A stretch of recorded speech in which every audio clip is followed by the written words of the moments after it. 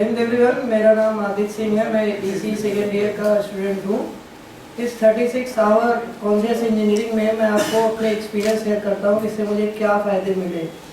Starting में जब मैं यहाँ कॉन्शियस इंजीनियरिंग में आया था तो मेरा कुछ ये नहीं था कि हाँ इससे मैं बहुत कुछ सीख के जाऊँगा।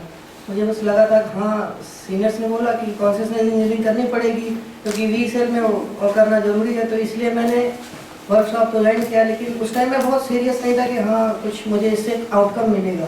मैं बस ये सोच के आया था कि हाँ एक सर्टिफिकेट मिल जाएगा और 5 नंबर मार्क्स मिल जाएंगे और अटेंडेंस मिल जाएगा। ये मेरा थॉट प्रोसेस था यहाँ आने का।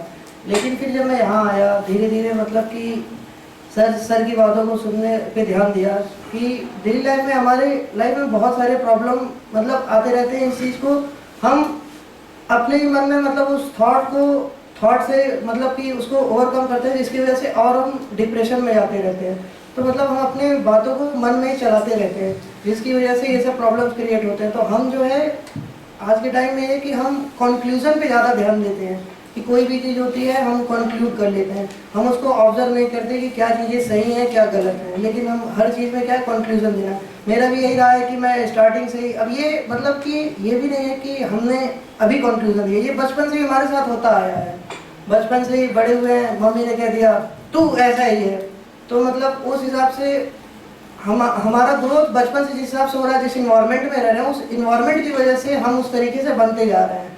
ये जो हमारा मतलब कि स्वभाव बना है ये अंदर तक इसलिए घुस चुका है क्योंकि हम उस इन्वायरमेंट में रहे हैं।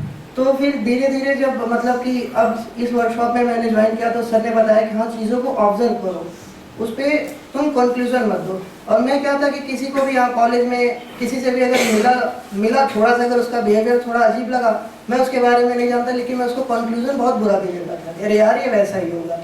लेकिन बाद में क्या होता था कि जब उसके साथ बैठा समझा तो धीरे धीरे लगा कि नहीं, हाँ किसी को देखने से परखने से, उसके कलर से या उसके जेंडर से, इन सब चीज़ों से उसको जज नहीं करते हैं। आदमी को पहले उसको ऑब्जर्व करो, वो कैसा है, वो लोगों के साथ कैसा बिहेव कर रहा है, मतलब कि तो इस हिसाब से हम लोगों को जज। और इसलिए मैं कहना चाहता हूँ कि लोग ऑब्जर्व करने पे ज़्यादा ध्यान दें, ना कि कंक्लूजन।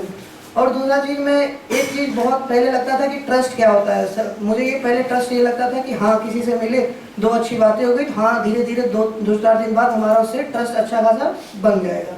लेकिन फिर जब सर ने बताया कि नहीं ये ट्रस्ट नहीं होता, और ये सही बात है कि हाँ 2-4 दिन जब कभी वो लड़ाई हो जाती है उससे तो हमारा ट्रस्ट तुरंत टूट जाता है। जितने हमने कहते थे कि हाँ इससे हमारा ट्रस्ट है, ये टूटेगा ही नहीं, लेकिन वो एक टाइम बाद ट्रस्ट टूट जाता। तो ट्रस्ट का हमें सही मतलब नहीं पता था, जो कि सर ने हमें बताया कि ट्रस्ट में क्या होता है कि कभी क्या होता है कि हम जो है जब कोई हम खुद गलती करते हैं तो हम अपना इंटेंशन देखते हैं, लेकिन हम अपना मतलब इंटेंशन नहीं देखते, हम कॉम्पिटेंस देखते हैं। लेकिन वही अगर दूसरा कोई गलती कर देता तो हम डायरेक्ट उसके इंटेंशन पर डाउट कर लेते हैं। तो ट्रस्ट से मुझे ये पता चला कि कभी भी किसी को इंटेंशन पर डाउट नहीं करता। जैसे हम हैं उसको भी उस मतलब कि जैसे हम अपने आप को देखते हैं उसी सेम कंडीशन में सामने वाले को भी देखना चाहिए। कभी हो सकता है कि सिचुएशन हमारे कंडीशन में हो, कभी क्या हो सकता है सिचुएशन हमारे कंडीशन में ना हो। वो तो मतलब कि हम लोग क्या, जैसे हमारे साथ एक इंसिडेंट हुआ था कि मम्मी मेरी थी, उन्होंने ग्लास टूट गया था, मतलब कि उनसे ग्लास टूटा था बहुत पहले, तो मम्मी ने कुछ नहीं वो रिएक्ट किया।